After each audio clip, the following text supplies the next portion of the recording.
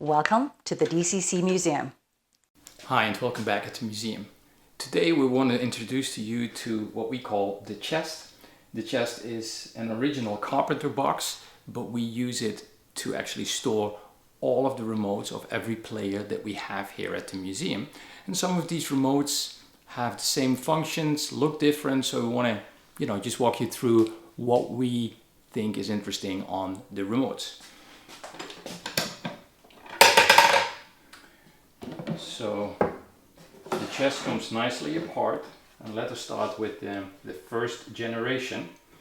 So the first generation is the most complete, starting with the 900 Philips Optimus 2000 small remote, Technics RSDC10, Panasonic RSDC10, Marantz DD82 and the Marantz DD92. All of these remotes are similar except for the Optimus, which uses a different RC code. They are not interchangeable.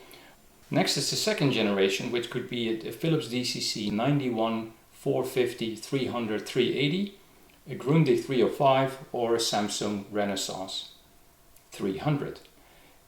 All of them have the same remotes. They all look similar actually than the Philips 900 remote that you saw previously. The only one that is different is the Grundig badged. All others use a brandless remote control. Next is the third generation, which is the Philips 730 or 951. The remote is similar. Often a Philips 900 remote is sold with it, but that's not original. You can see the difference because the 730 or 950 original remote actually has numbers and letters on the remote buttons. Then what we would like to call the fourth generation for the Technics RSDC8 and the Victor ZDV919. Also, these have touch capabilities.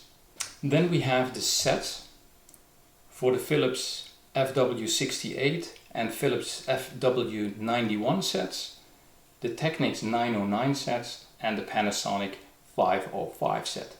And last but not least, the ones that we were able to get a hold of but is sort of the rarest to get, together with the Victor ZDV919, that is for the Panasonic boomboxes RX-DD1 and DD2. So far we've only found one remote in box. Hope you enjoyed this video. See you next time.